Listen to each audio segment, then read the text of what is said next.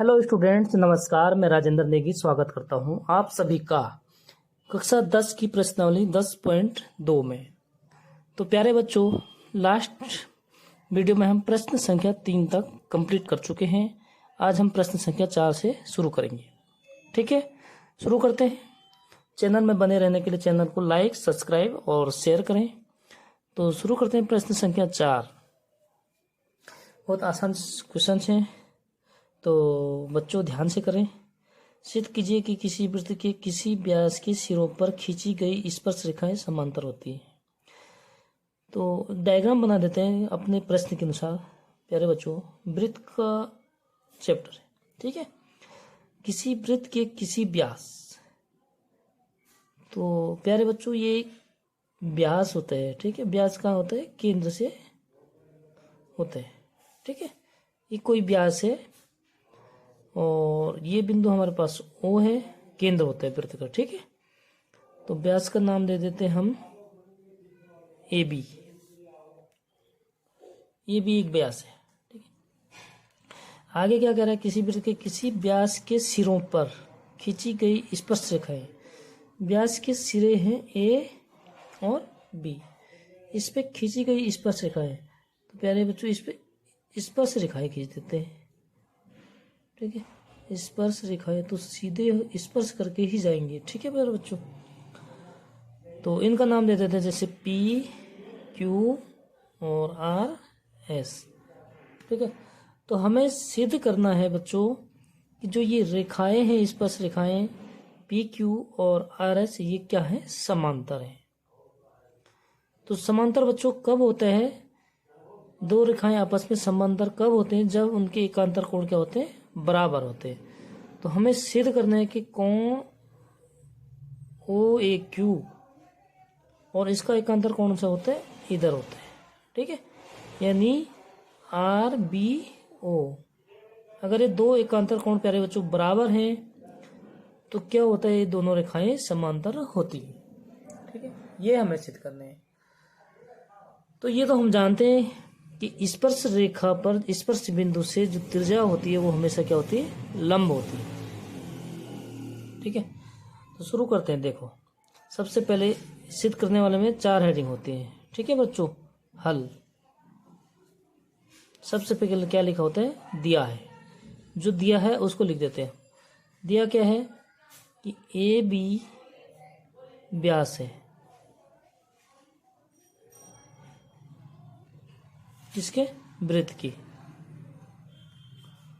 और PQ और RS क्या है? स्पर्श बिंदु से स्पर्श रेखा है। वृत्त के स्पर्श बिंदु से स्पर्श रेखा है। ये हमने जो दिया है वो लिखना है, ठीक है, अपनी तरफ से। अब इसके बाद सिद्ध क्या करना है प्यारे बच्चों? वो लिख देंगे हम। सिद्ध करना है। सिद्ध करना हमने कि PQ समांतर है किसके? RS की। इस समांतर का प्रतीक होता है प्यारे बच्चों, ठीक है, RS की। तो अब लिखेंगे हम उपपत्ति।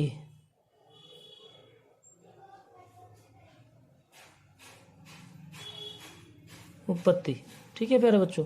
उपपत्ति मतलब हमने प्रूव करके दिखाना है।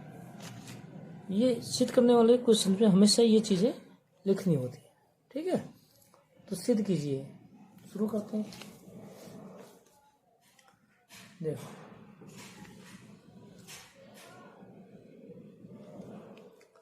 हम लिखेंगे,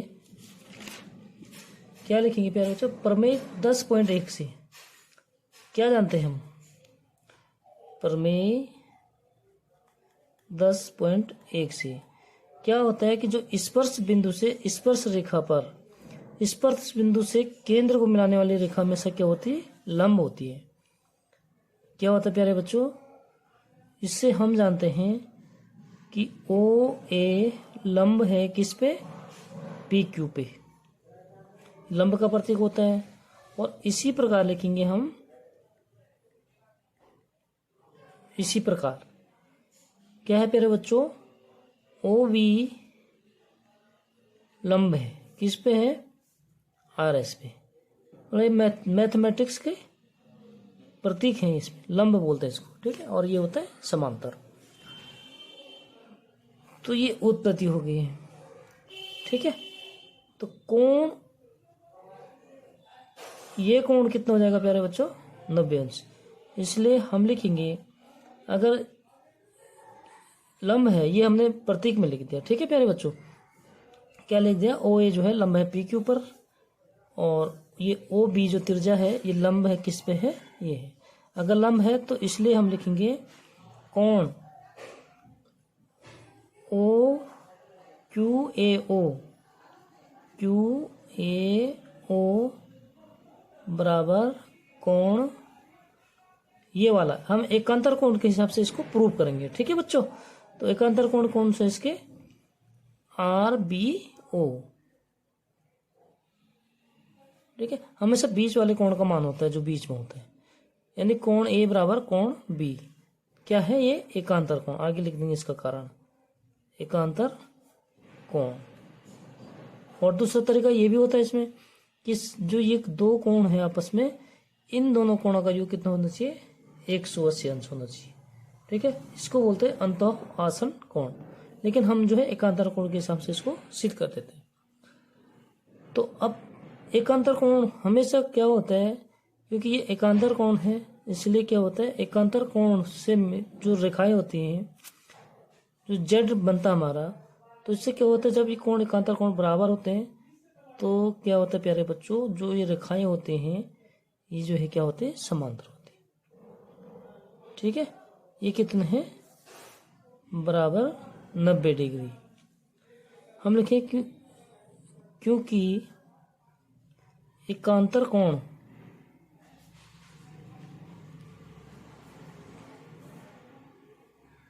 बराबर है, एकांतर कोण क्यू ए ओ बराबर लिख दो, ठीक है। हिंदी में क्या लिखना है, गणित के हिसाब से बराबर हो गया कोण आर बी ओ, ठीक है। इसलिए क्या लिखेंगे प्यारे बच्चों, पी क्यू समांतर है किसके, आर एस के। तो यही हमें सिद्ध करना था, ठीक है, हेंस प्रूव्ड। तो इस तरीके से हमें जो है, ये तो हमें मालूम है कि जो हमेशा स्पर्श रेखा से, स्पर्श रेखा पर स्पर्श बिंदु से जो त्रिज्या होती है वो हमेशा क्या होता है, लंब होता है, ठीक है। ये हम प्रमेय 10.1 में जो है सिद्ध कर चुके हैं, ठीक है प्यारे बच्चों। तो हम उसका कारण आगे लिख देंगे प्रमेय 10.1 से, ताकि कोई डाउट ना हो, ठीक है बच्चों। तो इसी प्रकार हम प्रश्न संख्या 5 शुरू करते हैं। ये भी सिद्ध करने वाला है, बहुत आसान से है। फिर भी कोई डाउट होगा आप लोगों को तो आप कमेंट में लिख सकते हैं, कमेंट में पूछ सकते हैं। बिल्कुल आपके 99% मार्क्स आएंगे, आप वीडियो को पूरी देखना, ठीक है। सिद्ध कीजिए कि स्पर्श बिंदु से स्पर्श रेखा पर खींचा गया लंब वृत्त के केंद्र से होकर जाता है। तो प्यारे बच्चों क्या कह रहा है, एक वृत्त बोल रहा है और वृत्त के स्पर्श बिंदु से स्पर्श रेखा पर, ये कोई वृत्त का स्पर्श बिंदु है प्यारे बच्चों, ठीक है। तो वृत्त के स्पर्श बिंदु से स्पर्श रेखा, चलो ये स्पर्श रेखा हो गया, स्पर्श मतलब जो उससे स्पर्श करे, ठीक है। खींचा गया लंब, ये वृत्त का केंद्र है प्यारे बच्चों ओ, ये है केंद्र, ठीक है। वृत्त के केंद्र से होकर जाता है, तो ये एक लंब है स्पर्श रेखा पर, ठीक है। यहाँ पे हमारा क्या है, केंद्र है, ठीक है। इसको मान लेते हैं आर है, ठीक। और ये कोई बिंदु स्पर्श बिंदु है पी, और स्पर्श रेखा मान लेते हैं हम ए बी, ठीक है बच्चों। यहाँ तक क्लियर हो गया। जैसा भी मैं कह रहा हूँ उसके अकॉर्डिंग हम जो क्या करते हैं, डायग्राम बना देते हैं। अब देखो शुरू करते हैं। शुरू इस सिद्ध करने वाले में क्या, पहली हेडिंग क्या होती है, दिया है, जो दिया है उस चीज को लिख दीजिए आप। क्या दिया है, ए बी स्पर्श बिंदु से स्पर्श रेखा है स्पर्श बिंदु से। ठीक है प्यारे बच्चों, ये क्या हमें दिया है। और क्या दिया है कि ओ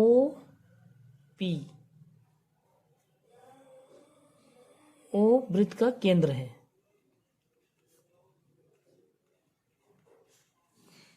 और पी आर लंब है किस पे, ए बी पर। ठीक है, ये हमें दिया है। और सिद्ध क्या करना है बच्चों, हमें सिद्ध करना है कि पी आर क्या है, पी आर जो है ओ से होकर जाती है। ठीक है, ये सिद्ध करना है। पी आर क्या है बच्चों, लंब जो है क्या करे, वृत्त के केंद्र से होकर जाता है। तो उपपत्ति जो चीज हमने प्रूव करना है। ठीक है बच्चों, तो हम जो अपने तरफ से जो शब्दों में लिखेंगे इसको, क्योंकि कोई इतना खास नहीं है, आप लोग कैसे कैसे मतलब इसको सिद्ध कर सकते हैं, अपनी तरफ से लिख देना है।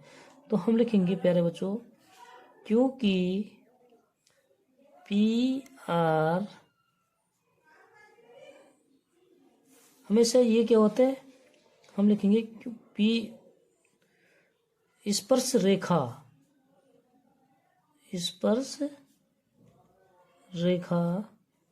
ए बी पर, ठीक है, स्पर्श बिंदु से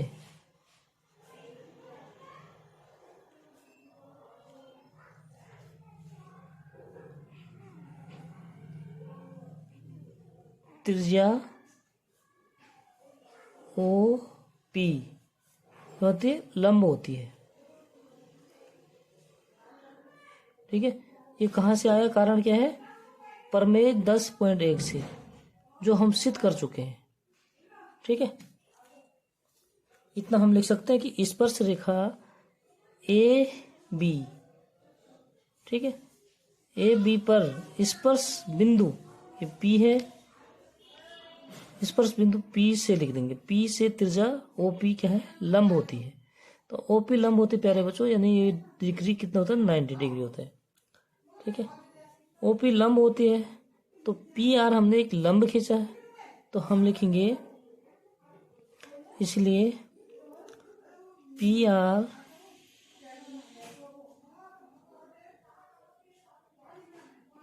लंब है, क्या है, लंब है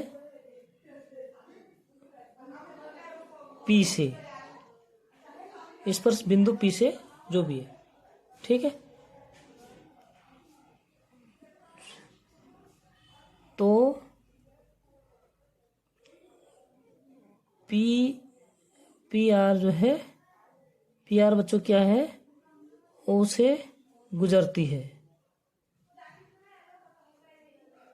गुजर रही है, ये लिख देंगे। ठीक है, अगर ओ से गुजर रही है तो यही हमें क्या करना था, सिद्ध करना था, वृत्त के केंद्र से होकर जाता है। अतः आगे पूरा लिख देंगे हम, अतः स्पर्श बिंदु से स्पर्श रेखा पर खींचा गया लंब, स्पर्श बिंदु से स्पर्श रेखा पर खींचा गया लंब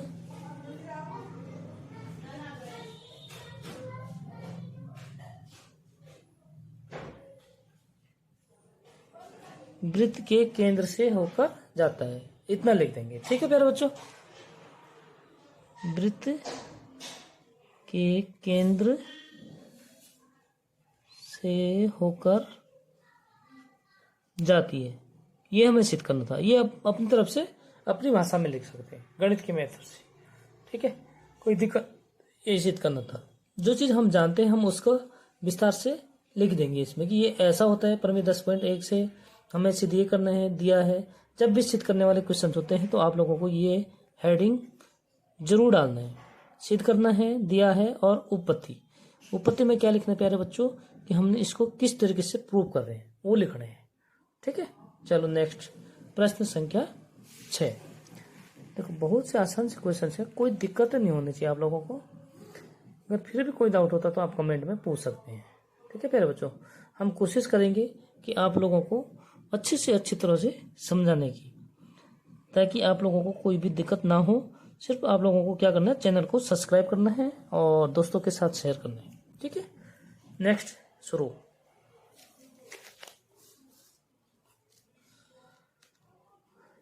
जैसे ही थोड़ा सब्सक्राइब बनते हैं 400-500 के करीब, तो मैं live coaching, continue live coaching कक्षा 8 से लेकर 12 तक शुरू कर दूंगा। ओके बच्चों, तो तब तक जल्दी से जल्दी शेयर करो और सब्सक्राइब करो, फिर और आनंद आएगा। एक बिंदु ए से एक वृत्त के केंद्र से, प्यारे बच्चों एक वृत्त की बात करें तो वृत्त तो बनाना जरूरी होगा। ये वृत्त का केंद्र है ओ, तो बिंदु ए से कोई वह बिंदु है, यही हमने ये है। ठीक है, बिंदु ए से जो एक वृत्त के केंद्र से 5 मीटर की दूरी पर है, 5 सेंटीमीटर, यानी कि प्यारे बच्चों ये हो गया हमारे, इसे केंद्र से क्या है 5 सेंटीमीटर है। ठीक है, और आगे क्या कह रहा है, वृत्त की स्पर्श रेखा की लंबाई। स्पर्श रेखा कहीं पे भी कर लो प्यारे बच्चों, इधर कर लो या इधर कर लो आपके, तो यहीं पर बना देते हैं स्पर्श रेखा। ठीक है, स्पर्श रेखा की लंबाई कितने है 4, तो मतलब जो ये बिंदु से है ये हो गया स्पर्श रेखा। ठीक है, ये कितना हो गया 4 सेंटीमीटर हो गया। और आगे क्या कह रहा है बच्चों, तो वृत्त की त्रिज्या ज्ञात कीजिए, यानी स्पर्श रेखा से वृत्त की त्रिज्या खींच लेते हैं हम। ठीक है, माना ये बिंदु P स्पर्श रेखा है, स्पर्श बिंदु है, तो प्यारे बच्चों हमने क्या करना है कि जो स्पर्श बिंदु से स्पर्श रेखा पर जो त्रिज्या होती है वो हमेशा क्या होती है, लंब होती है। तो यानी कि ये हो गया 90 डिग्री का कोण। ठीक है, ये कोण कितना हो गया 90 डिग्री को। तो 90 डिग्री के कोण के सामने हमेशा जो भुजा होती है इसको कहते हैं हम कर्ण। और ये हो गया प्यारे बच्चों लंब, और ये हो गया हमारे पास आधार। तो हम क्या करते हैं प्यारे बच्चों, हमने निकालनी OP, 2 भुजाएं दी है, तीसरी भुजा निकालनी है। तो जहां भी समकोण त्रिभुज की बात होती है बच्चों, हम लिखेंगे समकोण त्रिभुज, समकोण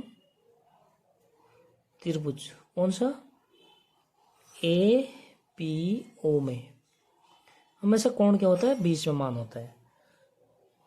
पाइथागोरस प्रमेय से, पाइथागोरस प्रमेय से, पाइथागोरस प्रमेय आप जानते हैं बच्चों क्या होता है। पाइथागोरस प्रमेय होता है कर्ण का स्क्वायर, यानी कर्ण क्या है बच्चों इसमें AO, तो हम लिखेंगे AO का स्क्वायर बराबर आधार का स्क्वायर AP का स्क्वायर प्लस त्रिज्या क्या है OP का स्क्वायर। तो बच्चों हमें ये निकालना है, तो इसको एक साइड छोड़ देंगे और बाकी इसका पक्षांतर कर देंगे, तो ये जो है इधर आके क्या हो जाएगा, माइनस हो जाएगा। यानी इम्प्लाइज डेट, इम्प्लाइज डेट का मतलब होता है जो चीज़ हमने ये लिखा है इससे में हमने आगे पीछे पक्षांतर करके यहाँ लिख देते हैं इसको। ठीक है बच्चों, तो हम लिख देंगे इसमें OP का स्क्वायर बराबर हो जाएगा बच्चों AO का स्क्वायर माइनस AP का स्क्वायर। इसका माइनस कर दिया तो वो क्या हो गया, माइनस हो जाता है पक्षांतर करने पर। ठीक है, यहाँ तक क्लियर हो गया बच्चों। तो देखो अब हम मन रखेंगे OP क्या है बच्चों, निकालना है, तो ये हो गया OP का स्क्वायर बराबर AO बच्चों हमारे पास है 5 सेंटीमीटर, यानी 5 का स्क्वायर 25 कर देंगे और माइनस 4 का स्क्वायर 16, घटाएंगे बच्चों तो ये हो जाएगा 9। यानी कि हम इसको लिखेंगे बच्चों OP का स्क्वायर बराबर 9 को हम क्या लिख सकते हैं, 3 का स्क्वायर। ठीक है। 9 क्या होता है, 3 का स्क्वायर होता है बच्चों। अब स्क्वायर से स्क्वायर हटा देंगे तो इम्प्लाइज डेट यानी कि ओ पी बराबर बच्चों हमारा कितना हो गया, 3। ठीक है, ओ पी बराबर हो गया 3 सेंटीमीटर, जो क्या है, त्रिज्या है। ठीक है, तो ये हो गया हमारा आंसर। बहुत आसान सा सवाल है, बस आपको एक काम करना है, चैनल को सब्सक्राइब करना है और कंटिन्यू पढ़ाई होगी। उसके बाद लाइव क्लासेस शुरू कर देंगे। बस जल्दी जल्दी दोस्तों के साथ भी शेयर कीजिए, क्योंकि एग्ज़ाम बहुत करीब है। ठीक है बच्चों, फिर मिलते हैं नेक्स्ट वीडियो में। तब तक के लिए जय हिंद, जय उत्तराखंड। बाय बाय बच्चों।